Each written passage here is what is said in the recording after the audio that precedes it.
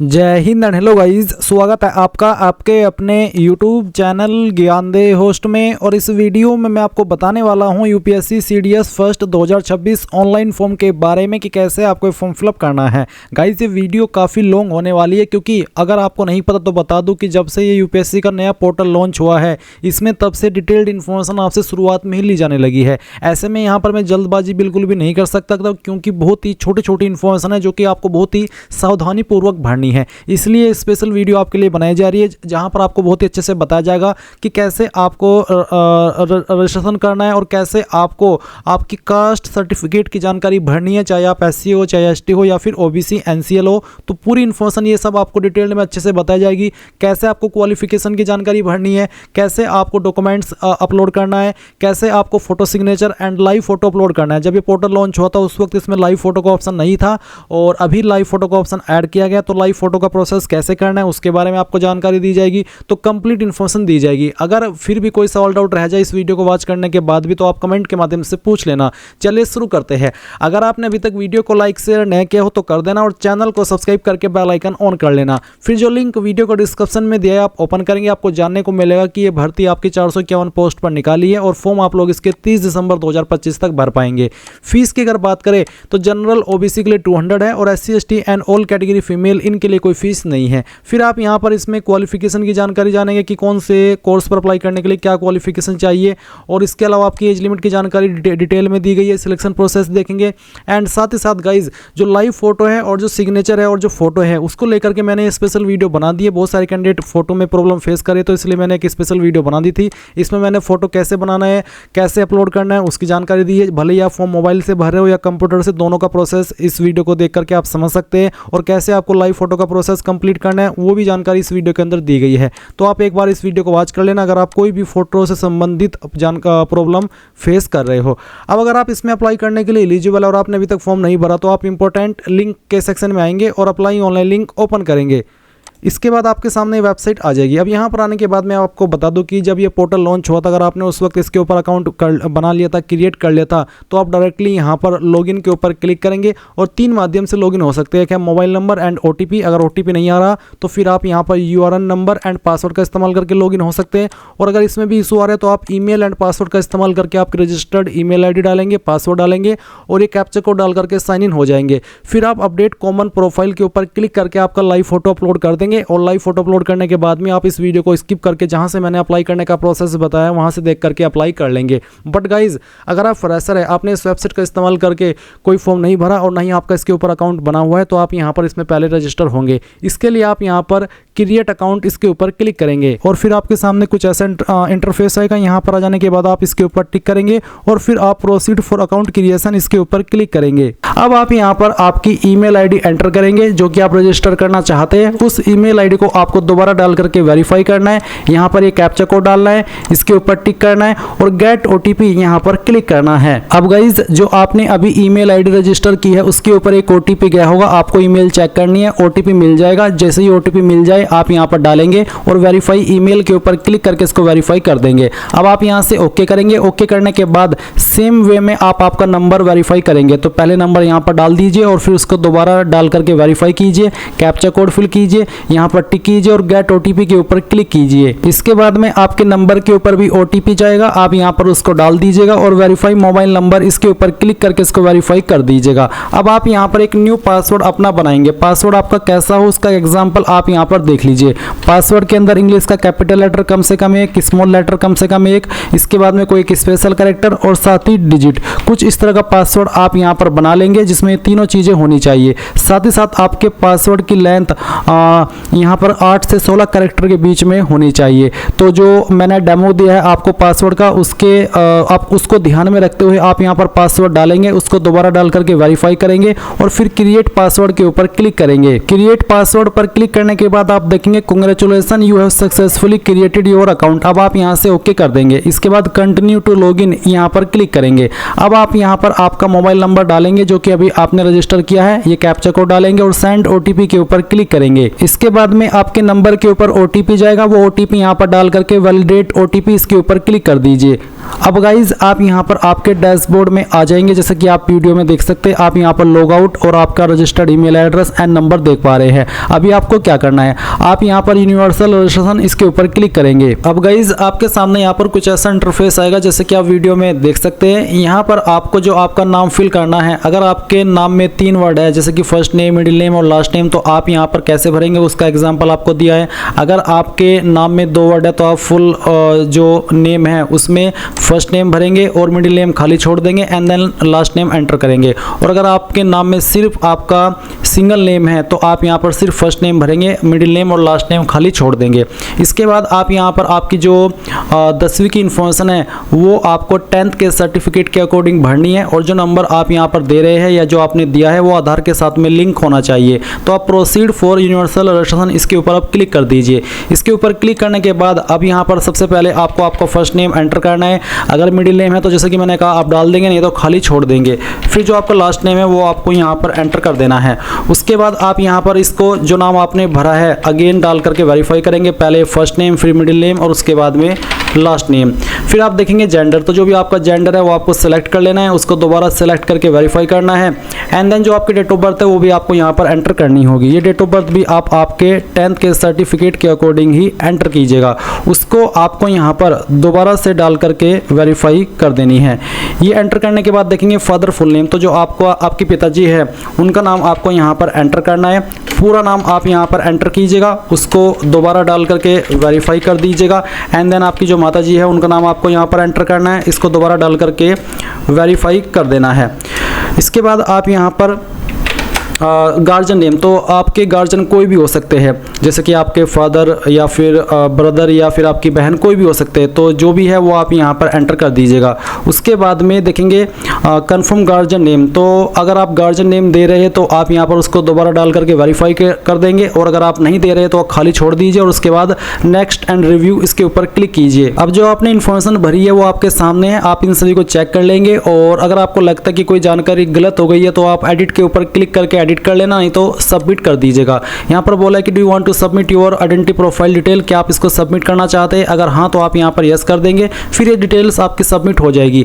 अब आपसे यहाँ पर पूछा है select from where you completed 10th class matriculation equivalent board examination. आपने आपकी 10वीं कहाँ से की है, इंडिया या फिर आउटसाइड इंडिया, जहाँ से भी की है वो आप सिलेक्ट कर लीजिए। अगर इंडिया तो इंडिया सेलेक्ट करने के बाद में यहाँ पर आपको बताना है कि आपने कौन सी स्टेट से आपकी 10वीं की है। फिर आपको यहाँ पर आपकी स्टेट को दोबारा सेलेक्ट करके वेरीफाई करना है। फिर है 10th class matriculation board name, तो बेसिकली आपको बताना कि किस बोर्ड से की है। तो जो भी बोर्ड नेम है आपका सेलेक्ट कर लीजिए, उसको दोबारा सेलेक्ट करके वेरीफाई कर लीजिए।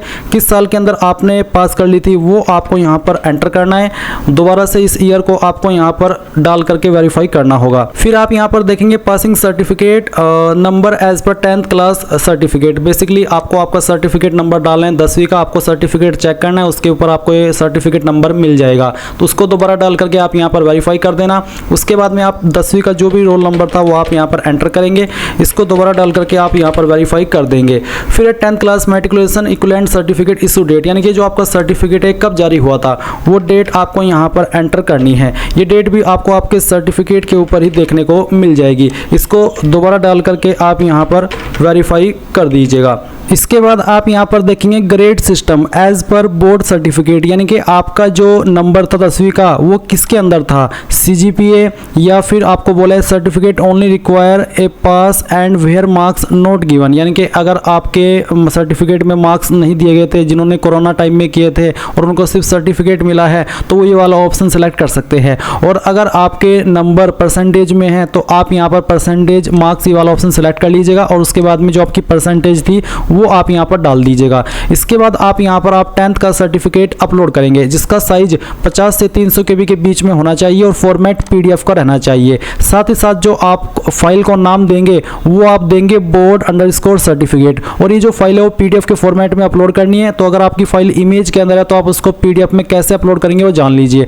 आप गूगल के अंदर आएंगे और सर्च करेंगे इमेज टू PDF। ये सर्च करने के बाद पहले वाली वेबसाइट ओपन कर लेंगे, सिलेक्ट JPG इमेज के ऊपर क्लिक करेंगे और जो आपका 10th का सर्टिफिकेट है वो फाइल सेलेक्ट करके वो यहाँ पर ओपन कर लेंगे। कन्वर्ट टू पीडीएफ पर क्लिक करेंगे, डाउनलोड पीडीएफ के ऊपर क्लिक करके इस फाइल को डाउनलोड कर लेंगे और उसके बाद में आप यहाँ पर इसमें जो फाइल नेम है वो देंगे बोर्ड अंडरस्कोर सर्टिफिकेट, जैसे कि आप यहाँ पर वीडियो में देख सकते हैं, मैं इसको हाईलाइट कर दे रहा हूँ। तो ये नाम आपको फाइल का देना है और जैसे ही आप यहाँ पर फाइल सेलेक्ट कर लेंगे, जैसे कि अगेन मैं आपको दिखाता हूँ सेलेक्ट करके, चलिए मैं यहाँ पर आता हूँ, मैंने इसको जो नाम है वो दिया है ये वाला, फिर मैं इसको ओपन करता हूँ और आप देखेंगे कि आपकी फाइल अपलोड हो चुकी है। आप प्रीव्यू के ऊपर क्लिक करके इसको व्यू भी कर सकते हैं। फिर आप यहाँ पर नीचे इसके ऊपर टिक करेंगे और नेक्स्ट एंड रिव्यू इसके ऊपर क्लिक करेंगे। अब जो आपने इन्फॉर्मेशन यहाँ पर भरी है वो आपके सामने है, आप सभी इन्फॉर्मेशन चेक कर लीजिए और जब आपको लगे कि यहाँ सभी इन्फॉर्मेशन सही है तो आप यहाँ पर सबमिट कर देंगे और यहाँ से यस कर देंगे। यस करने के बाद ये इन्फॉर्मेशन आपकी सेव हो जाएगी। अब आपसे पूछा है has Aadhaar card been issued to you, क्या आपका आधार कार्ड रिसीव आपको हो चुका है, आपके पास है?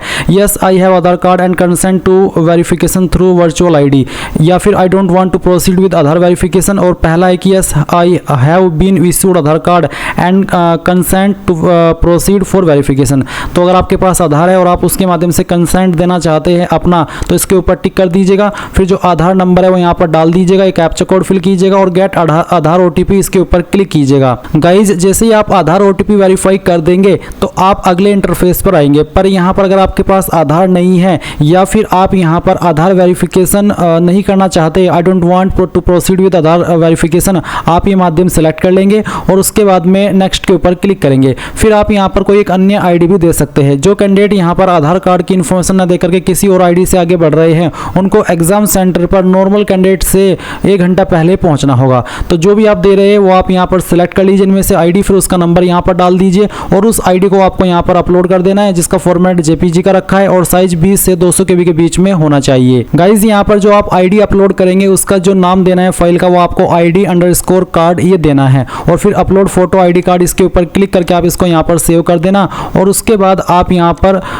नेक्स्ट एंड रिव्यू इसके ऊपर क्लिक करेंगे। फिर जो आपकी डिटेल्स हैं वो वेरीफाई होगी, आप इसको चेक करके सबमिट कर देना और यहाँ से यस कर देना। उसके बाद आप ओके करेंगे। ओके करने के बाद ये इन्फॉर्मेशन आपके सामने आएगी। जो भी इन्फॉर्मेशन आपने यहाँ पर अभी तक भरी है वो सभी आपके सामने है। अगर आप इन भरी हुई जानकारी को ये देख रहे हैं कि हाँ मैंने सभी जानकारी भर ली है और लॉक करना चाहते हैं, तो आप यहाँ पर लॉक एंड सबमिट इसके ऊपर क्लिक करके इसको सबमिट कर देंगे। और अगर आप एडिट करना चाहते हैं, कोई जानकारी गलत हो गई है तो एडिट के ऊपर क्लिक करके एडिट कर लेना, नहीं तो आप लॉक एंड सबमिट इसके ऊपर क्लिक करेंगे। इसके बाद आप यहाँ पर यस कर देंगे और आप देखेंगे do you want to lock and generate universal registration number, क्या आप बिल्कुल लॉक करना चाहते हैं और अपना रजिस्ट्रेशन नंबर जो कि है यूनिवर्सल वाला उसको जनरेट करना चाहते हैं, तो आप यस प्रोसीड इसके ऊपर क्लिक कर दीजिए। अब आपको यूआरएन नंबर मिल चुका है, यूआरएन मतलब यूनिवर्सल रजिस्ट्रेशन नंबर, तो आप इसको नोट कर लीजिएगा। अब आप यहाँ से ओके कर दीजिए। ओके करने के बाद आप देखेंगे proceed for common application form. अब गाइज आप यहाँ पर कॉमन एप्लीकेशन फॉर्म की जानकारी भरेंगे। इसके लिए आपको proceed for common application form इसके ऊपर क्लिक करना है।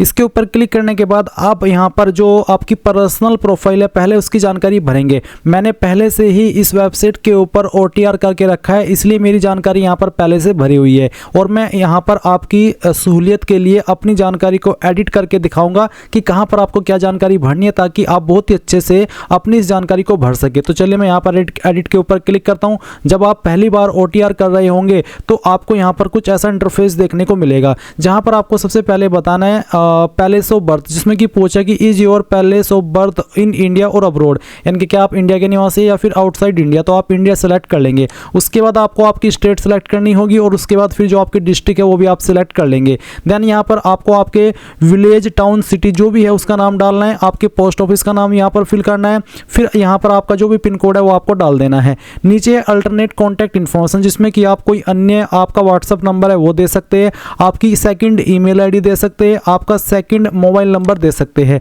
या फिर चाहे तो आप इन ऑप्शन को खाली छोड़ सकते हैं। इसके बाद आप यहाँ पर नीचे नेक्स्ट एंड रिव्यू इसके ऊपर क्लिक करेंगे। फिर जो आपने इन्फॉर्मेशन यहाँ पर भरी है वो सामने आपके आ जाएगी। आप इन जानकारी को डबल चेक कर ले। अगर आपको लगता है कि इस वाले स्टेप में कोई गलती हो गई है किसी स्पेलिंग में, तो आप एडिट के ऊपर क्लिक करके अभी भी इसको सही कर सकते हैं, नहीं तो आप यहाँ पर सबमिट कर देंगे। सबमिट करने के बाद आप यस इट्स करेक्ट इसके ऊपर क्लिक कर देंगे और यहाँ पर ओके कर देंगे। देन आपके सामने पेरेंट प्रोफाइल आ जाएगी। तो यहाँ पर मैं इस इन्फॉर्मेशन को भी एडिट करके दिखाता हूँ कि कहाँ पर क्या जानकारी भरनी है। तो सबसे पहले आपको यहाँ पर फादर नेम एंटर करना है और उसके बाद में आप यहाँ पर बताएंगे उनका स्टेटस अलाइव है, डिकीज्ड है। अलाइव मीन्स जिंदा और डिकीज्ड मीन्स उनकी मृत्यु हो चुकी है। उसके बाद यहाँ पर उनका जो लास्ट ऑक्यूपेशन है वो क्या था, अगर वो डिकीज्ड है, और और अगर वो अलाइव है तो उनका ऑक्यूपेशन क्या है वो भी आप यहाँ पर सिलेक्ट कर लेंगे। काफ़ी सारे प्रोफेशन यहाँ पर दिए, अगर आपके पिता का प्रोफेशन यहाँ पर है तो आप सिलेक्ट कर लेंगे, नहीं तो आप यहाँ पर सेल्फ एम्प्लॉयड या अदर्स का ऑप्शन सेलेक्ट कर सकते हैं।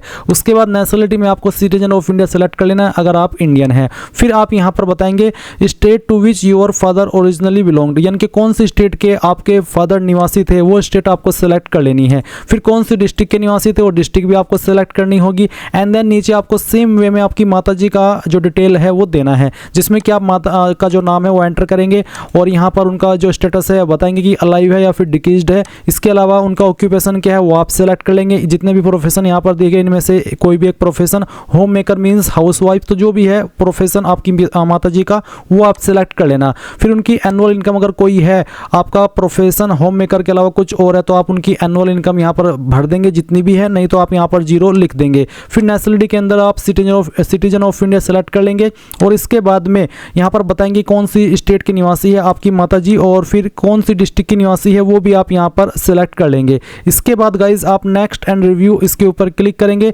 आपके द्वारा भरी गई जानकारी यहाँ पर आ चुकी है, आप इन जानकारी को डबल चेक कर ले। जब आपको लगे कि हाँ ये सभी इन्फॉर्मेशन सही है जो मैंने भरी है, तब आप सबमिट के ऊपर क्लिक करके यस अपडेट इसके ऊपर क्लिक कर देंगे। फिर यहाँ पर ओके करने के बाद आपके सामने आएगी आपकी सोशल कैटेगरी प्रोफाइल। तो चलिए मैं यहाँ पर इसको भी एडिट करके दिखाता हूँ। तो आपके सामने यहाँ पर सबसे पहले सिलेक्ट कम्युनिटी का ऑप्शन आएगा। तो जो भी आपकी कास्ट कैटेगरी है जैसे कि ST, OBC, अनरिजर्व्ड यानी कि जनरल या फिर EWS, अगर मान लीजिए आप ST है तो आप ST सेलेक्ट कर लेंगे। उसके संबंध में आपको बोला कि upload a valid and readable copy of the caste certificate issued by the competent authority as evidence, यानी कि आपको कास्ट सर्टिफिकेट अपलोड भी करना होगा जो कि रीडेबल हो, यानी कि ऐसा ना हो कि जो आपने अपलोड किया है उसमें डिटेल सही से समझ में ना आ रही हो। It will be subject to physical verification if incorrect evidence is uploaded the reason cell stand cancelled, यानी कि जब आपका डॉक्यूमेंट वेरिफिकेशन होगा उस वक्त कोई भी इसमें गलती पाई गई तो आपका फॉर्म रिजेक्ट कर दिया जाएगा, आपका कैंडिडेचर रद्द कर दिया जाएगा। इसलिए सही डिटेल यहाँ पर आपको देनी होगी। अब आता है यहाँ पर सर्टिफिकेट नंबर। तो जो भी आपका कास्ट सर्टिफिकेट है उसके ऊपर जो नंबर है वो यहाँ पर आपको डालना है। मैं आपको अगेन बता दूं कि आपका कास्ट सर्टिफिकेट सेंट्रल का बना होना चाहिए। फिर यहाँ पर है ऑफिस ऑफ इश्यूइंग अथॉरिटी, यानी कि जिस अथॉरिटी ने आपका जो सर्टिफिकेट है वो जारी किया है वो ऑफिस कहाँ पर है, उस ऑफिस को यहाँ पर आपको बताना होगा। तो अगर मैं डेमो के लिए या फिर एग्जाम्पल के लिए आपको बताऊं कि जो मेरा सर्टिफिकेट है वो तहसीलदार ने जारी किया है, तो आप यहाँ पर ऑफिस ऑफ इश्यूइंग अथॉरिटी में तहसीलदार ऑफिस लिख सकते हैं। या फिर अगर आपका सर्टिफिकेट SDM ने जारी किया है, DM ने जारी किया है, मजिस्ट्रेट ने जारी किया है, किसी और पोस्ट के अधिकारी ने जारी किया, तो जहाँ पर भी उसका ऑफिस है उस ऑफिस का जो एड्रेस है वो आप यहाँ पर लिख सकते हैं। फिर आता है डेजिग्नेशन ऑफ इश्यूइंग अथॉरिटी, यानी कि किस पोस्ट के अधिकारी ने इसको जारी किया है। ये सर्टिफिकेट आपका generally tehsildar, deputy revenue officer not below the rank of tehsildar या फिर सब डिविजनल ऑफिसर, इन पोस्ट के अधिकारी द्वारा जारी होता है। तो अगर आपके सर्टिफिकेट के ऊपर हिंदी में लिखा है पोस्ट के अधिकारी का नाम, तो आप उसको इंग्लिश में कन्वर्ट करके जो भी पोस्ट बनती है वो पोस्ट आप यहाँ पर सेलेक्ट कर लीजिएगा। उसके बाद कौन सी स्टेट के द्वारा जारी हुआ है वो स्टेट आप सेलेक्ट कर लेंगे। किस डेट में आपका सर्टिफिकेट जारी हुआ है वो डेट भी आपको यहाँ पर एंटर कर देनी है, जो भी आपकी डेट है। उसके बाद में गाइज आप देखेंगे एड्रेस ऑफ इश्यूइंग अथॉरिटी, यानी कि जो आपका सर्टिफिकेट जारी हुआ है वो कौन सी अथॉरिटी के द्वारा जारी हुआ है और उसका एड्रेस कहाँ पर है। ऊपर आपने लिखा है ऑफिस ऑफ इश्यूइंग अथॉरिटी और यहाँ पर है आपका एड्रेस ऑफ इश्यूइंग अथॉरिटी। तो यहाँ पर जिस भी अथॉरिटी ने आपका सर्टिफिकेट जारी किया है उसका जो भी एड्रेस है वो एड्रेस आप यहाँ पर लिख देना। मैंने यहाँ पर दोनों में सेम चीज़ लिखी है, इसमें चाहे कोई आप जो मैंने चीज़ें बताई है वो आप लिखे तो कोई प्रॉब्लम नहीं होगी, क्योंकि ये जो सर्टिफिकेट है वो अलग अलग पोस्ट के अधिकारी द्वारा जारी होता है। तो जहाँ पर भी उसका ऑफिस है ऊपर आप वो लिख दे और यहाँ पर जहाँ पर उनका एड्रेस है वो एड्रेस आप यहाँ पर एड्रेस ऑफ इश्यूइंग अथॉरिटी में फिल कर दे, कोई भी प्रॉब्लम नहीं आएगी। फिर यहाँ पर आते हैं name of caste tribe community as per community certificate. तो जो आपका कास्ट है या ट्राइब है, कम्युनिटी है, वो क्या है वो आप यहाँ पर लिख देना। फिर उसके बाद में central list with serial number caste tribe community, आप यहाँ पर क्लिक है टू सी लिस्ट, इसके ऊपर क्लिक करके ये भी देख सकते हैं कि जो आपकी कास्ट है या फिर जो आपकी ट्राइब है वो सेंट्रल लिस्ट में कहाँ पर आती है, उसका सीरियल नंबर आपको यहाँ पर देना है। जैसे कि यहाँ पर आपके सामने ये जो कास्ट की लिस्ट है वो आ चुकी है। अब आप इसमें अपनी स्टेट में जाना, जैसे कि मैं अपनी स्टेट में जाऊंगा तो अपनी स्टेट में जाने के बाद में आपको यहाँ पर अपनी कास्ट को देख लेना है और जहाँ पर आपकी कास्ट है और उसके सामने जो नंबर लिखा है जैसे कि 33 34 इस तरह से वो नंबर आप यहाँ पर फिल कर देंगे। और अगर गाइज आपको यहाँ पर आपका जो सीरियल नंबर है कास्ट का ट्राइब का वो ढूंढने में प्रॉब्लम हो रही है तो जो आपका कास्ट सर्टिफिकेट है वो आपको चेक करना है। मैं अभी आपको यहाँ पर जो एक कास्ट सर्टिफिकेट दिखा रहा हूँ ये सेंट्रल का है OBC का। इसमें देख सकते हैं यहाँ पर एक लाइन है कि this is also to clarify that he/she does not belong to the persons sections creamy layer mentioned in column 3 of the schedule to the government of India।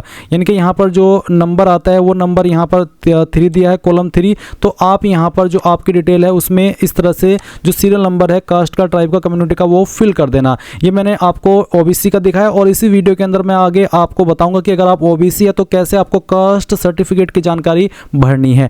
अब आपने इन्फॉर्मेशन भर दी, नीचे की तरफ आप आएंगे तो आप यहाँ पर इसमें देखेंगे आपको आपका सर्टिफिकेट भी अपलोड करना है जिसका साइज 50 से 300 KB के बीच में होना चाहिए। फॉर्मेट PDF का रखना है और फाइल का नाम आपको देना होगा कास्ट_सर्टिफिकेट, इस तरह से ये वाला नाम। अगर नाम कुछ और होगा तो वो अपलोड नहीं हो पाएगा। और गाइज अगर आपकी फाइल इमेज के अंदर है तो आप उसको PDF में कैसे बनाएंगे वो भी जान लीजिए। गूगल के अंदर आना और सर्च करना इमेज टू PDF, चाहे आप फॉर्म मोबाइल से भरे या कंप्यूटर से, या आप दोनों से कर सकते हैं। और फिर कन्वर्ट JPG टू PDF इसके ऊपर क्लिक करना, सिलेक्ट JPG इमेजेस के ऊपर क्लिक करना और जो आपके कास्ट सर्टिफिकेट का इमेज है वो आप सिलेक्ट कर लेना। मैं डेमो के लिए इस इमेज को सिलेक्ट करता हूं, ओपन करता हूं और फिर कन्वर्ट टू PDF इसके ऊपर क्लिक करना। ये फाइल आपकी PDF के अंदर कन्वर्ट हो जाएगी और फिर आप इसको डाउनलोड PDF के ऊपर क्लिक करके एक सिंगल क्लिक के अंदर डाउनलोड कर लेंगे। डाउनलोड हो जाने के बाद में आपको इस फाइल को नाम देना होगा, यहाँ पर जो दिया है वो वाला। क्या नाम देना है आप देख लीजिए, कास्ट_सर्टिफिकेट, ये नाम आप देंगे और फिर चूज फाइल के ऊपर क्लिक करेंगे और अपनी फाइल को सिलेक्ट करेंगे और यहाँ पर अपलोड कर देंगे। अगर यहाँ पर आपसे अपलोड नहीं हो रही है तो आप fetch caste certificate from DigiLocker, अगर आपने आपका कास्ट सर्टिफिकेट डिजिलॉकर के ऊपर अपलोड करके रखा है तो आप यहाँ पर डिजिलॉकर के माध्यम से भी आपका कास्ट सर्टिफिकेट फैच करा सकते हैं। और फिर जब आप यहाँ पर सर्टिफिकेट अपलोड कर दे तो प्रीव्यू के ऊपर क्लिक करके आप उसको देख भी सकते हैं। और फिर आप यहाँ पर टिक करके यहाँ पर जो आपका रिव्यू एंड सबमिट है इसके ऊपर क्लिक करेंगे। अब गाइज ये इन्फॉर्मेशन तो मैंने दी है ST कैटेगरी कैंडिडेट के लिए। अगर आप OBC है तो आप यहाँ पर कैसे इन्फॉर्मेशन भरेंगे वो जान लीजिए। आप यहाँ पर सेलेक्ट कम्युनिटी में OBC सेलेक्ट कर लेंगे, उसके बाद में पूछ जाएगा कि क्या आप क्रीमी लेयर में आते हैं या फिर नहीं आते हैं। अगर आते हैं तो यस करेंगे और फिर यहाँ पर यस करने पर आपको बोला कि if your father is in service indicated the post held by him, if retired indicate last post held by him. यानी कि अगर आपके फादर सर्विस में है तो आपको बताना है कि उनकी लास्ट पोस्ट कौन सी थी, या अगर अभी कर रहे हैं तो फिर भी आपको उनकी पोस्ट बतानी होगी। अदरवाइज आप यहाँ पर नॉट एप्लीकेबल लिख सकते हैं अगर वो किसी सर्विस में नहीं है। और अगर आप क्रीमी लेयर में नहीं आते तो आप यहाँ पर नो करेंगे और उसके बाद में यहाँ पर आपका कास्ट सर्टिफिकेट नंबर डालेंगे। अभी जो आप वीडियो में देख सकते हैं कास्ट सर्टिफिकेट है जो कि सेंट्रल का ही है, OBC का। इसमें आप देख सकते हैं आवेदन क्रमांक और प्रमाण पत्र क्रमांक। तो जो यहाँ पर आवेदन क्रमांक है, सर्टिफिकेट जो आपका प्रमाण पत्र क्रमांक है वो आपको सर्टिफिकेट नंबर पर डालना है। ये जो प्रमाण पत्र क्रमांक है ये आप सर्टिफिकेट नंबर में फिल करेंगे। उसके बाद में ऑफिस ऑफ इश्यूइंग अथॉरिटी, जो आपकी इश्यूइंग अथॉरिटी है उसका ऑफिस, उसका जो ऑफिस है वो आप यहाँ पर लिखेंगे। जैसे कि यहाँ पर है जारीकर्ता केंद्र, CSC गवर्नेंस जन सेवा केंद्र, ये जो है वो आप यहाँ पर लिख देंगे इसमें ऑफिस ऑफ इश्यूइंग अथॉरिटी। उसके बाद में डेजिग्नेशन ऑफ इश्यूइंग अथॉरिटी, कौन सी पोस्ट के अधिकारी ने इसको जारी किया है, तो आप सर्टिफिकेट पर आएंगे और मैं अभी जो वीडियो में दिखा रहा हूँ ये आपका कास्ट सर्टिफिकेट ही है सेंट्रल का।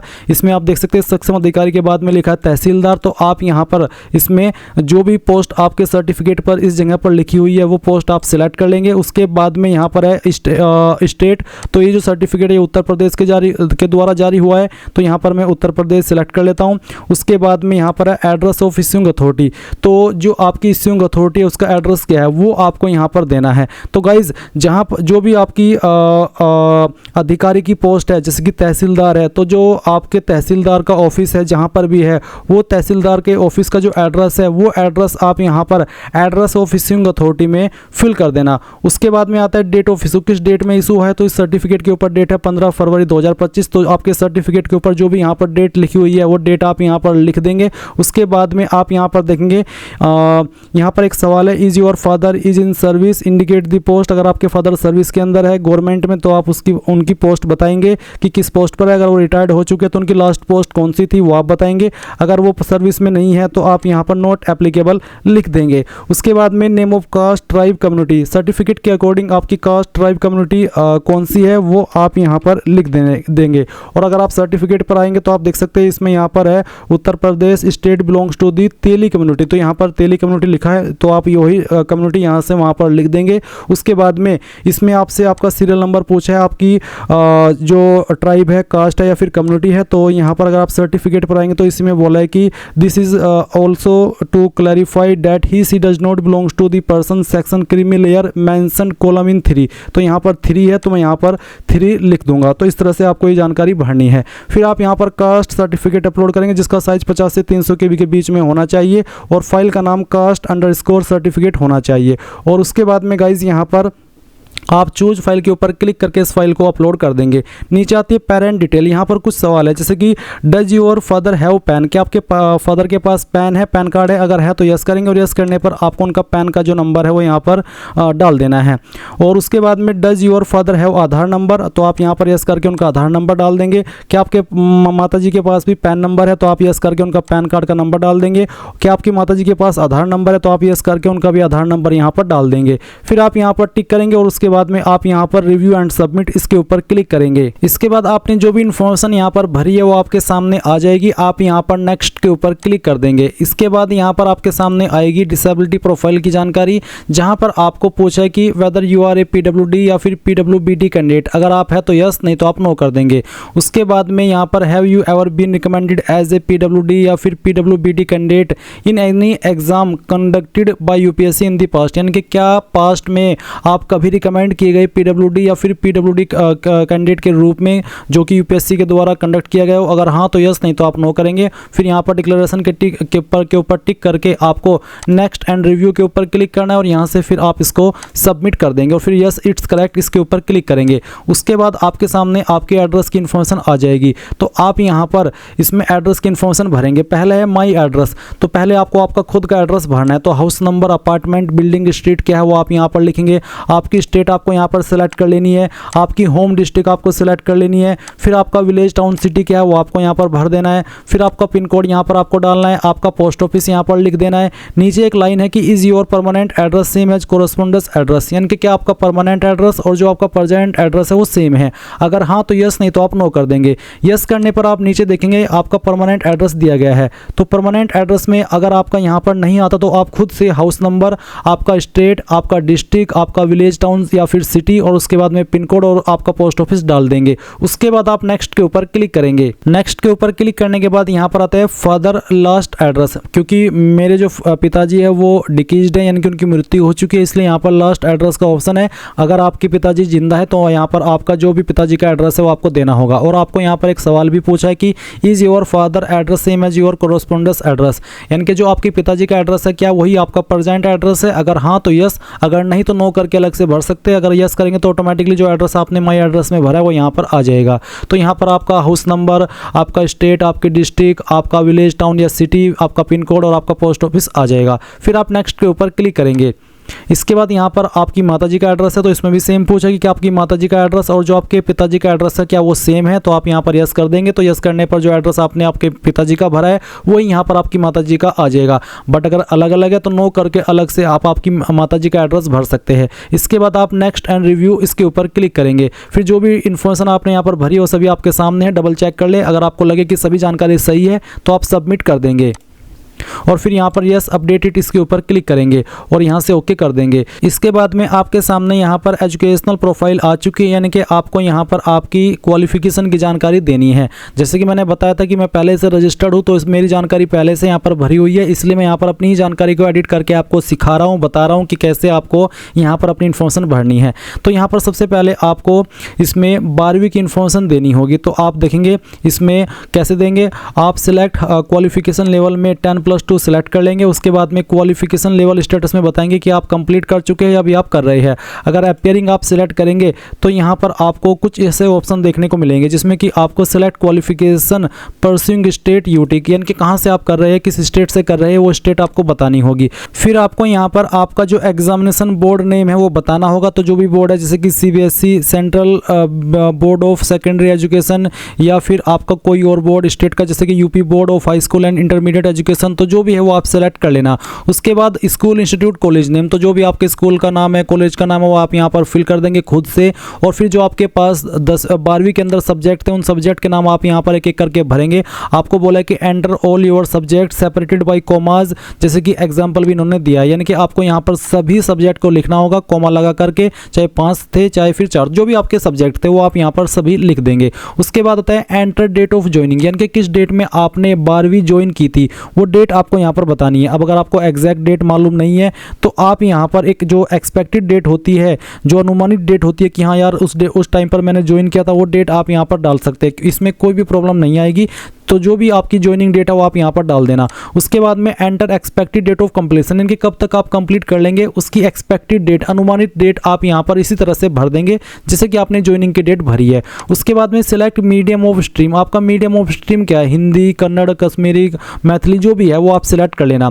उसके बाद आप ऐड के ऊपर जैसे क्लिक करेंगे तो जानकारी आपकी यहाँ पर ऐड हो जाएगी। अब गाइज अगर आप 12वीं पास कर चुके हैं, कंप्लीट कर चुके हैं, तो आप यहाँ पर इसमें जो क्वालिफिकेशन लेवल का स्टेटस है उसमें कंप्लीट सेलेक्ट करेंगे, तब आपको यहाँ पर कुछ और अतिरिक्त ऑप्शन देखने को मिलेंगे। इसमें आपको बताना होगा कि कौन सी स्टेट के द्वारा आपने पास किया, फिर आपको आपका जो बोर्ड नेम है वो सिलेक्ट करना होगा, जिस भी बोर्ड से आपने किया आपको आपके स्कूल कॉलेज का नाम देना है। सेम वे में आपके सब्जेक्ट्स लिखने हैं, सभी कोमा लगा करके एक एक करके। फिर जो आपका रोल नंबर था वो भी आपको यहाँ पर मेंशन करना होगा। इसके अलावा date of qualification completion, certificate issuance date, या तो आप यहाँ पर जब आपकी क्वालिफिकेशन कंप्लीट हुई थी वो डेट देंगे, या फिर जो आपका सर्टिफिकेट है उसके ऊपर जो डेट है वो डेट आप यहाँ पर लिख देंगे। उसके बाद आपके नंबर किसके अंदर है, CGPA स्केल 10 या फिर GPA grade point average scale 4, percentage marks, तो जो भी है वो आप सिलेक्ट कर लेंगे। अगर परसेंटेज तो आपको बताना कि कितनी परसेंटेज आपको 12वीं के अंदर आई थी, और आपका जो क्वालिफिकेशन का मीडियम है हिंदी, इंग्लिश या फिर कोई और लैंग्वेज, वो आप सिलेक्ट करेंगे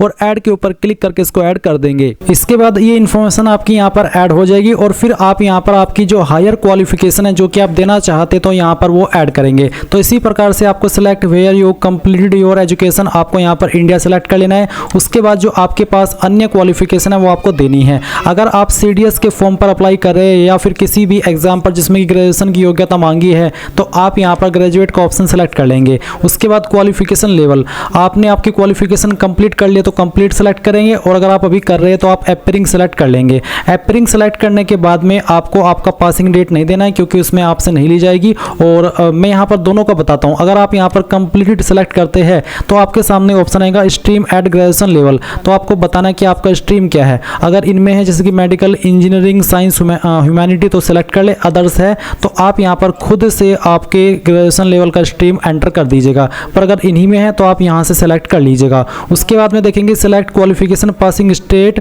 आपने आपकी जो क्वालिफिकेशन है वो कहाँ से की है वो स्टेट आपको सेलेक्ट कर लेनी है। फिर कौन सी यूनिवर्सिटी के द्वारा की है, अगर आपकी यूनिवर्सिटी लिस्ट के अंदर है तो यहाँ से सेलेक्ट कर ले, अगर नहीं है तो आप अदर का ऑप्शन भी यहाँ पर चूज कर सकते हैं। इसमें मैं देख रहा हूँ कि अदर का ऑप्शन यहाँ पर दिया गया है, तो अगर आपकी यूनिवर्सिटी यहाँ पर नहीं है तभी आप अदर का ऑप्शन सेलेक्ट कीजिएगा। उसके बाद में आप देखेंगे स्कूल इंस्टीट्यूट कॉलेज नेम, कहाँ से आपने आपकी जो क्वालिफिकेशन है वो की है उसका नाम आपको यहाँ पर पूरा एंटर करना होगा। ये एंटर करने के बाद में आप देखेंगे यहाँ पर ग्रेजुएशन डिग्री, तो आपकी इनमें से कौन सी क्वालिफिकेशन है। अगर यहाँ पर जो लिस्ट है इसमें आपकी क्वालिफिकेशन दी गई है तो अच्छी बात है, नहीं तो अदर का ऑप्शन सेलेक्ट करके खुद से अपनी डिग्री का नाम यहाँ पर एंटर कर सकते हैं। पर अगर इन्हीं में है तो यहीं से आपको आपकी जो क्वालिफिकेशन है वो सिलेक्ट कर लेनी है। इसके बाद में आप यहाँ पर देखेंगे सब्जेक्ट्स ब्रांच, आपका सब्जेक्ट कौन सा है या फिर ब्रांच कौन सी है या फिर स्ट्रीम या फिर डिसिप्लिन, तो जो भी है वो आप यहाँ पर एंटर कर दीजिएगा। मैं डेमो के लिए भर करके दिखा रहा हूँ, हूँ, आप आपके यहाँ पर या तो सब्जेक्ट्स दे सकते हैं या फिर ब्रांच भी दे सकते हैं। फिर जो आपका रोल नंबर है वो आपको यहाँ पर फाइनल ईयर का रोल नंबर एंटर कर देना है जो भी है। Date of qualification completion, certificate issuance date, आप यहाँ पर या तो आपकी क्वालिफिकेशन कंप्लीशन डेट देंगे या फिर जो आपका सर्टिफिकेट इशू हुआ है वो डेट आपको यहाँ पर भरनी होगी, पहले डे फिर आपका मंथ और जो भी ईयर है वो आपको यहाँ पर इस तरह से एंटर कर देना है। ये मैं डेमो के लिए फिल करके दिखा रहा हूँ। उसके बाद किसके अंदर आपके नंबर है वो आप बताएंगे, अगर परसेंटेज तो परसेंटेज, अगर यहाँ पर बोला है कि certificate only requires a pass and where marks not given, अगर आपके सर्टिफिकेट के ऊपर मार्क्स नहीं दिए गए हैं तो आप ये ऑप्शन सेलेक्ट कर सकते हैं। अगर आपके नंबर CGPA के अंदर है तो आप CG वाला ऑप्शन सेलेक्ट कर लेंगे और आपके CGPA डाल देंगे, और अगर आपके नंबर परसेंटेज में है तो आप परसेंटेज सेलेक्ट करेंगे और यहाँ पर जो आपकी परसेंटेज है वो एंटर करेंगे। फिर सिलेक्ट मीडियम स्ट्रीम कोर्स, वो आपको बताना कि किस मीडियम के अंदर आपने ये जो आपका कोर्स है वो किया है। आपको यहाँ पर सभी लैंग्वेज के ऑप्शन देखने को मिलेंगे। अब आप जैसे ही ऐड के ऊपर क्लिक करेंगे तो ये जानकारी ऐड होकर के नीचे की तरफ आ जाएंगे। अगर गाइज आप यहाँ पर जो फॉर्म है वो भर रहे हैं अपीयरिंग क्वालिफिकेशन से, यानी कि आपकी क्वालिफिकेशन कंप्लीट नहीं हुई है, तो आप यहाँ पर देखेंगे एंटर डेट ऑफ ज्वाइनिंग, यानी कि दो ऑप्शन अलग होंगे जिसमें कि आपको डेट ऑफ ज्वाइनिंग देनी है और कब तक आप आपकी क्वालिफिकेशन पास कर लेंगे वो एक एक्सपेक्टेड डेट आपको देनी होगी। बाकी ऑप्शंस वैसे ही रहेंगे जैसे कि कंप्लीटेड वाले कैंडिडेट के सामने होते हैं। तो जो भी आपका स्टेटस है वो सिलेक्ट करके आप क्वालिफिकेशन फिल करेंगे और ऐड के ऊपर क्लिक कर देंगे। ऐड के ऊपर क्लिक करने के बाद में गाइज यहाँ पर जो क्वालिफिकेशन की जानकारी आपने ऐड की है वो आप यहाँ पर देख सकते हैं, और अगर आप कोई और क्वालिफिकेशन भी देना चाहते हैं आपके पास है तो आप यहाँ पर इसमें इंडिया सेलेक्ट करके सेम वे में जो आपके पास अन्य क्वालिफिकेशन अगर है तो कोई तो आप सेलेक्ट कर लीजिएगा जैसे कि post graduate, PhD, diploma, ITI जो भी है वो आप दे सकते हैं। नहीं तो आप नीचे की तरफ प्रीव्यू एंड नेक्स्ट इसके ऊपर क्लिक करेंगे और फिर गाइज आप यहाँ पर इसको सेव कर देंगे। फिर यहाँ पर आपके सामने एम्प्लॉयमेंट एक्सपीरियंस प्रोफाइल आ जाएगी। इसमें यहाँ पर पूछा है have you ever been self employed, क्या आप कभी सेल्फ एम्प्लॉयड रहे हैं, कोई काम किया था आपने? अगर हाँ तो यस करने पर आपको बताना होगा। एंटर नेचर ऑफ एम्प्लॉयमेंट, किस तरह का आपका एम्प्लॉयमेंट था, मंथली इनकम कितनी थी, कब आपने स्टार्ट किया था आपका जो भी जॉब था वो, और फिर कब तक आपने किया था वो आप यहाँ पर बताएंगे। आर यू स्टिल वर्किंग में नो करके आप बता देंगे कि कब तक आपने किया था, और अगर आप करंटली काम कर रहे हैं तो आप यस कर सकते हैं। उसके बाद में ऑर्गेनाइजेशन का नाम, उस कंपनी का नाम जहाँ पर आपने काम किया था, और प्लेस ऑफ एम्प्लॉयमेंट कहाँ पर आपने काम किया था उसका एड्रेस भी आपको देना होगा और ऐड के ऊपर क्लिक करना है। बट गाइज अगर आप नहीं देना चाहते, कोई छोटा मोटा काम किया था तो आप यहाँ पर इस वाले ऑप्शन में नो कर देना और फिर आप यहाँ पर नेक्स्ट के ऊपर क्लिक करेंगे। फिर आएगी एम्प्लॉयमेंट डिटेल जहाँ पर पूछे have you ever been employed, क्या आप कभी आप कभी किसी और जॉब में एम्प्लॉयड रहे हैं। अभी जो आपने इन्फॉर्मेशन भरी ये भरी आपने सेल्फ एम्प्लॉयमेंट डिटेल की जो आपने खुद से किया था, और यह एम्प्लॉयमेंट डिटेल वो वाला जहाँ पर आपने कहीं और जाकर के किसी और कंपनी के अंदर काम किया था। अगर आपने किया था तो आप यस करके उसकी जानकारी भी सेम तरीके से भर सकते कि आपका जो एम्प्लॉयर टाइप था वो किस तरह का था, central government, state government, PSU या फिर प्राइवेट, फिर किस पोस्ट पर रहकर के काम किया, मंथली सैलरी कितनी मिलती थी। साथ ही सेल्फ एम्प्लॉयमेंट टाइप नेचर आपको बताना हो कि किस तरह का आपका काम था, अप्रेंटिस थी या part time, contract basis, ad hoc, temporary या परमानेंट। साथ ही enter detail of name of employer या फिर जो आपकी कंपनी थी उसका नाम आप यहाँ पर लिखेंगे। कब आपने स्टार्ट किया था वो आप पीरियड फ्रॉम में लिखेंगे और कब तक आपने किया था वो आप पीरियड 2 में डेट सेलेक्ट कर लेंगे। साथ ही आपका फील्ड क्या था, टीचिंग, नॉन टीचिंग, वो आप बताएंगे और उसका जो एड्रेस है कंपनी का जहाँ पर आपने काम किया वो देंगे। Selected work as supervisor, admin, junior scale, किस तरह के आप लेवल पर सिलेक्ट हुए थे वो आपको बताना होगा। सुपरवाइजर लेवल, मैनेजमेंट लेवल पर थे, हेड ऑफ ब्रांच थे या फिर अदर। साथ ही नेचर ऑफ ड्यूटीज आप बता देंगे और ऐड के ऊपर क्लिक करके ऐड कर देंगे। बट अगर आप नहीं हैं तो आप यहाँ पर नो कर देना। उसके बाद आप यहाँ पर रिव्यू एंड नेक्स्ट इसके ऊपर क्लिक करेंगे और फिर यहाँ से आप इसको सबमिट कर देंगे यस इट्स करेक्ट के ऊपर क्लिक करके। अब ओके करने के बाद में यहाँ पर आपके सामने अचीवमेंट्स का ऑप्शन आएगा। तो अगर कोई आपकी अचीवमेंट्स है तो आप यस करके उसकी जानकारी भर सकते हैं जिस तरह की भी है, जैसे कि प्राइज, मेडल, स्कॉलरशिप, स्पोर्ट्स में या फिर पोजीशन। नहीं तो आप सिंपली नो करेंगे, नेक्स्ट एंड रिव्यूज के ऊपर क्लिक करेंगे और यहाँ से आप इसको ओके कर देंगे। इसके बाद गाइज आपके सामने आएगा प्रीवियस यूपीएससी एग्जामिनेशन प्रोफाइल। तो इसमें पूछा previous UPSC examination detail, have you ever appeared in any UPSC examination so for in previous year, क्या आपने अभी तक किसी यूपीएससी एग्जाम में अपीयर्ड हुए हैं अगर आप हुए हैं तो आप यहाँ पर यस करेंगे और यस करने पर आप बताएंगे select name of examination recruitment test section, किस एग्जाम में या फिर रिक्रूटमेंट टेस्ट में आप अपेयर हुए हैं, किस साल के अंदर हुए हैं, आपका रोल नंबर देना होगा उस एग्जामिनेशन का। साथ ही पूछा कि whether appeared at the interview, क्या आप इंटरव्यू के अंदर भी अपेयर्ड हुए थे, अगर हाँ तो यस, नहीं तो आप नो करेंगे। Whether you were recommend for appointment, क्या आप अपॉइंटमेंट के लिए रिकमेंड किए गए थे, अगर हाँ तो यस, नहीं तो आप नो करेंगे। फिर पूछे हैव यू ज्वाइंड और बीन अपॉइंटेड, क्या आपने ज्वाइन किया था या फिर आप अभी भी अपॉइंटेड हैं, अगर हाँ तो यस, नहीं तो आप नो, यहाँ पर आप नो कर देंगे। बट गाइज अगर आप अपेयर्ड नहीं हुए यूपीएससी के एग्जाम में अभी तक किसी भी साल में तो आप यहाँ पर नो कर देंगे और नेक्स्ट के ऊपर क्लिक करेंगे। फिर एट डिपार्टमेंट डिटेल, क्या आपको किसी एग्जाम में से निकाला गया है, ब्लैक लिस्ट किया गया यूपीएससी के द्वारा, अगर हाँ तो यस करके उसकी जानकारी देंगे, नहीं तो आप नो करके यहाँ पर नेक्स्ट एंड रिव्यू इसके ऊपर क्लिक करके यहाँ से आप इसको सबमिट करेंगे और यहाँ से यस कर देंगे। अब गाइज आपके सामने यहाँ पर आपके photo signature and live photo का जो सेक्शन है वो आ जाएगा। मेरा जो लाइव फोटो है और जो फोटो है और जो सिग्नेचर है वो पहले से अपलोड है, मैं इसी को एडिट करके आपको दिखाऊंगा ताकि आपको अच्छे से समझ में आ सके। और मैं आपको यहाँ पर शुरुआत में ही मैं अपनी जो वीडियो बनाया हूँ फोटो सिग्नेचर और लाइव फोटो को लेकर के वो भी सजेस्ट करना चाहूँगा, जो लिंक आपको इस वीडियो के डिस्क्रिप्शन में मैंने दिया। जब आप इसको ओपन करेंगे तो आप ओपन करने के बाद में यहाँ पर आएंगे इंपॉर्टेंट डेट्स के नीचे आपको एक वीडियो देखने को मिलेगी। इस वीडियो के अंदर मैंने आपको कंप्लीट प्रोसेस बताया कि कैसे आपको आपका फोटो अपलोड करना है। अगर आपके फोटो में कोई इशू आ रहा है, अपलोड नहीं हो पा रहा है, तो आपको उसको कैसे फाइल नेम फोटो देना है, कैसे आपको उसका साइज कम या ज़्यादा करना है, कैसे आपको उसको क्रॉप करना है और फिर कैसे आपको लाइव फोटो अपलोड करना है। इसके संबंध में कंप्लीट जानकारी इस स्पेशल वीडियो के अंदर मिल जाएगी। अगर आपको कोई भी इशू आता है लाइव फोटो अपलोड करने में तो आप इस वीडियो को जरूर वॉच कर लेना। अभी इस वीडियो के अंदर भी मैं आपको बताता हूँ। आप यहाँ पर ध्यान देंगे कि फोटो का साइज 20 से 200 KB के बीच में, फॉर्मेट JPG का, और फाइल का नाम फोटो होना चाहिए और आपका 75% फेस दिखना चाहिए। तो दिए गए इंस्ट्रक्शंस के अकॉर्डिंग आप फोटो बना लेंगे। नहीं पता कैसे बनाना है तो अगेन इस वीडियो को आप देख लेना जो कि मैंने अभी आपको सजेस्ट की है। फिर आप यहाँ पर इसमें चूज फाइल के ऊपर क्लिक करेंगे और आपको यहाँ पर डेमो दिया कि किस तरह का फोटो एक्सेप्ट होगा और किस तरह का रिजेक्ट होगा। तो आप यहाँ पर नीचे आएंगे और okay I understand and accept इसके ऊपर क्लिक करेंगे। फिर गाइज जो फोटो आपने दिए गए इंस्ट्रक्शंस के अकॉर्डिंग बनाया है अपना, वो फोटो आप सेलेक्ट करेंगे, ओपन करेंगे, इस तरह से फोटो आएगा, ओके कर देंगे।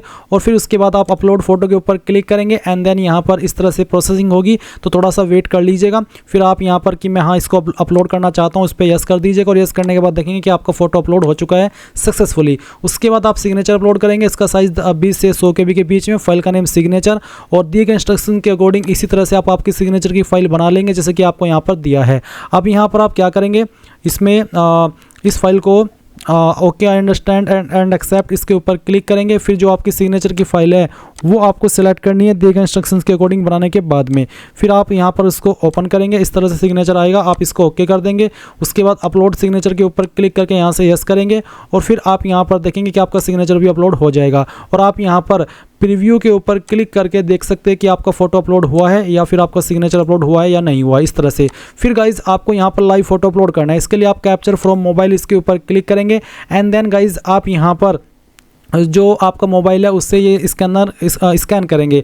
अगर आपके फ़ोन के अंदर स्कैनर नहीं है तो आप प्ले स्टोर में जाइएगा या फिर ऐप स्टोर में जाइएगा और कोई भी स्कैनर डाउनलोड कर लीजिएगा ऐप, और फिर उस स्कैनर का इस्तेमाल करके आप डायरेक्टली इसको जो लाइव फोटो है वो कर लेंगे। मैं आपको आगे दिखाता हूँ कि कैसे आपको मोबाइल से ये प्रोसेस करना है। तो गाइज जैसे ही आप यहाँ पर ये QR कोड स्कैन करेंगे और आपके सामने यहाँ पर कुछ ऐसा इंटरफेस आएगा। अगर आपको यहाँ पर ऐसा इंटरफेस स्कैन करने पर नहीं देखने को मिल रहा है, आप लॉग आउट हो जा रहे हैं, तो आपको अगेन QR कोड को स्कैन कर लेना है।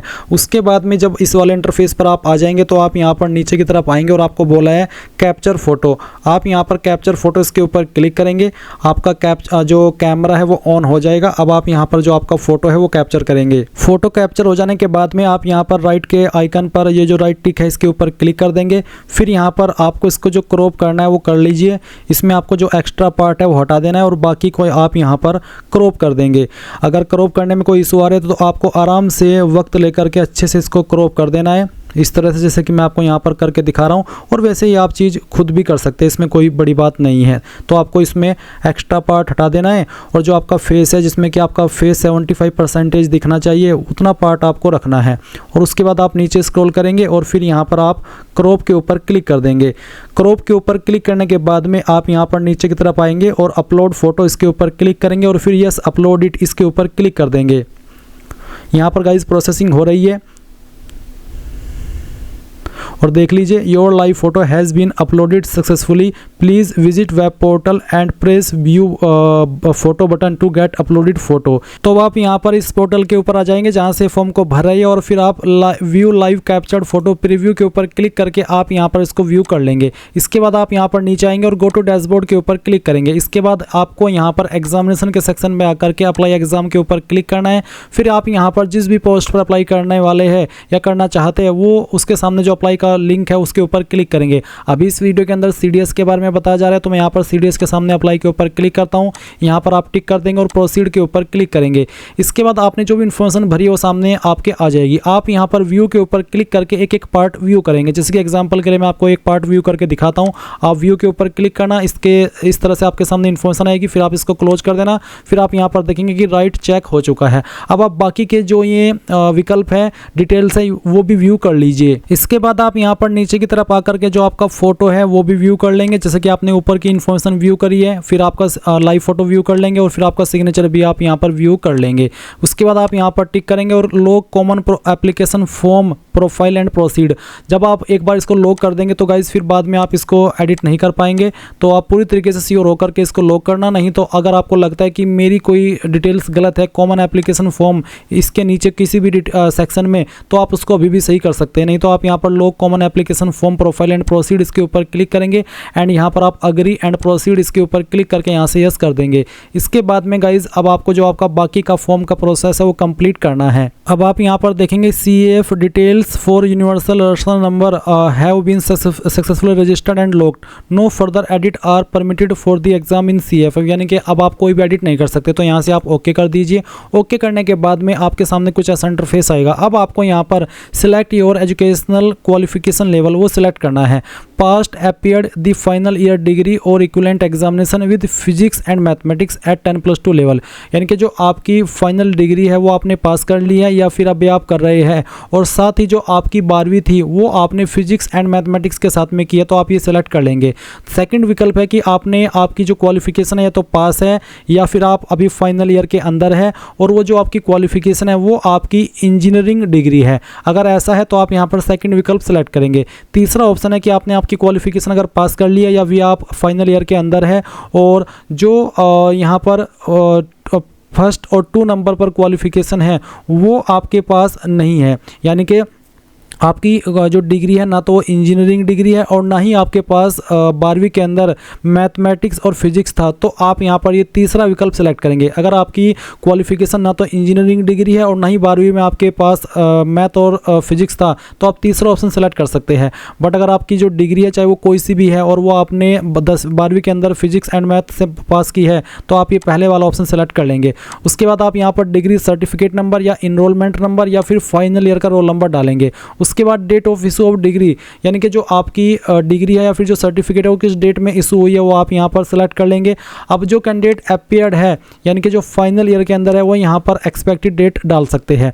उसके बाद में यहाँ पर है आपका designation of issuing authority of degree या फिर सर्टिफिकेट, यानी कि जो आपका सर्टिफिकेट है या फिर जो आपकी डिग्री है वो उसको किसने इशू किया है। जिसने भी इशू किया आप यहाँ पर आपकी यूनिवर्सिटी का नाम दे सकते हैं या फिर अगर आपकी यूनिवर्सिटी के ऊपर किसी पोस्ट का नाम लिखा है, डीन का, प्रिंसिपल का या फिर जो भी पोस्ट है वो नाम भी आप यहाँ पर दे सकते हैं। फिर जो उनका एड्रेस है वो एड्रेस आप यहाँ पर डाल देंगे। अगर आप यूनिवर्सिटी का नाम दे रहे हैं यहाँ पर तो आप यहाँ पर इसमें full address of issuing authority में अपनी यूनिवर्सिटी का जो एड्रेस है वो फिल कर देंगे। साथ ही साथ आप उस फाइल को यहाँ पर अपलोड भी करेंगे। उसका साइज 50 से 300 KB के बीच में रहना चाहिए और फाइल का नाम बैचलर_सर्टिफिकेट ये होना चाहिए। फॉर्मेट जैसे कि मैंने कहा कि वो PDF में होना चाहिए। अगर इमेज में है तो आप गूगल के अंदर आएंगे और सर्च करेंगे इमेज टू PDF सर्च करने पर ये जो पहले वाली वेबसाइट आएगी इसको ओपन कर लेंगे। उसके बाद में जो आपका सर्टिफिकेट है सिलेक्ट JPG इमेजेस के ऊपर क्लिक करके उसको सेलेक्ट करेंगे। डेमो के लिए मैं आपको सेलेक्ट करके दिखा रहा हूँ। फिर आप कन्वर्ट टू PDF के ऊपर क्लिक करेंगे। ये फाइल आपकी PDF के अंदर कन्वर्ट हो जाएगी और आप यहाँ पर डाउनलोड PDF के ऊपर क्लिक करके सिंगल क्लिक के अंदर इसको डाउनलोड कर सकते हैं। और उसके बाद में आपको इस फाइल का नाम यही वाला देना है जो कि मैंने आपको यहाँ पर दिखाया है, बैचलर_सर्टिफिकेट। उसके बाद यहाँ पर गाइज नीचे आता है do you have valid and current commercial pilot licence. अगर है तो आप यस करेंगे, नहीं तो आप नो कर देंगे। फिर पूछे कि वेदर हैविंग या फिर likely to have NCC certificate, आपके पास NCC सर्टिफिकेट है या फिर मिलने वाला है। अगर हाँ तो आपको बताना कि किस फील्ड में, नहीं तो आप यहाँ पर नन के ऊपर क्लिक कर देंगे। उसके बाद क्या आप सैनिक या मिलिट्री स्कूल के स्टूडेंट हैं, अगर है तो यस, नहीं तो यहाँ पर भी नो करना है। क्या आप सर्विंग आर्म फोर्स है, यानी कि आर्म फोर्स कोई सी भी इंडियन नेवी, आर्मी या फिर एयरफोर्स उसमें आप सर्व कर रहे हैं तो यस करेंगे, नहीं तो आप नो कर देंगे। उसके बाद आप यहाँ पर नेक्स्ट एंड रिव्यू इसके ऊपर क्लिक करेंगे। अब आपके सामने यहाँ पर सर्विस प्रेफरेंस का ऑप्शन आ जाएगा, तो आप यहाँ पर देखेंगे इंडियन मिलिट्री एकेडमी, फिर इंडियन नेवल एकेडमी या फिर एयरफोर्स एकेडमी।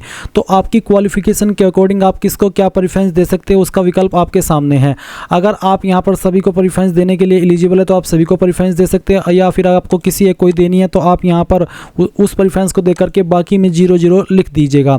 उसके बाद में पूछे do you want to make available your personal information to UPSC, यानी कि जो आपकी पर्सनल इन्फॉर्मेशन है क्या वो आप यूपीएससी को देना चाहते हैं ताकि वो आपको फ्यूचर में जो अपॉर्चुनिटीज़ या फिर कुछ भी अपडेट देते रहे। अगर हाँ तो यस, नहीं तो आप नो करेंगे। चाहे आप इसमें यस करें चाहे नो करें, आपके फॉर्म के ऊपर कोई दुष्प्रभाव नहीं पड़ेगा। इसके बाद आप नेक्स्ट एंड रिव्यू इसके ऊपर क्लिक करेंगे। अब आपके सामने यहाँ पर इस तरह से जानकारी आएगी जो भी आपने भरी है। अब आपको यहाँ पर अगर इसमें भी कोई एडिट करना है तो एडिट के ऊपर क्लिक करके कर ले, नहीं तो आप नेक्स्ट एंड सबमिट इसके ऊपर क्लिक करेंगे और फिर आप do you want to continue इसके ऊपर यहाँ पर नीचे यस के ऊपर क्लिक कर देंगे। इसके बाद आप यहाँ पर देखेंगे your service preference combined defence service examination 2026 have been submitted successfully. अब आप यहाँ से ओके करेंगे। ओके करने के बाद में आप यहाँ पर जो आपका एग्जाम सेंटर है वो सिलेक्ट कर लेंगे। फिर आपको यहाँ पर नेक्स्ट एंड रिव्यू इसके ऊपर क्लिक करना है। इसके ऊपर क्लिक करने के बाद में यहाँ पर टिक करेंगे और उसके बाद नेक्स्ट एंड सबमिट और फिर I have read the declaration and agree इसके ऊपर क्लिक करके यहाँ से ओके कर देंगे। अब आपका फॉर्म सबमिट हो चुका है। अगर आप जनरल ओबीसी है तो आपको फीस पेमेंट करना होगा, बट अगर आप SC ST है तो आपके सामने कोई फी पेमेंट करने का ऑप्शन नहीं आएगा। आप यहाँ पर नीचे की तरफ आएंगे, प्रिंट के ऊपर क्लिक करेंगे। अगर आपके पास प्रिंटर है तो अभी प्रिंट कर लें, नहीं तो PDF के रूप में सेव कर लेंगे और बाद में आप लोग इसको प्रिंट करा लेंगे। तो इस तरह से गाइज आप यहाँ पर इस फॉर्म को भर पाएंगे। आई होप ये प्रोसेस आपको पसंद आया होगा। कोई सवाल डाउट रह गया हो तो कमेंट के माध्यम से पूछ लेना। Thanks for watching. जय हिंद।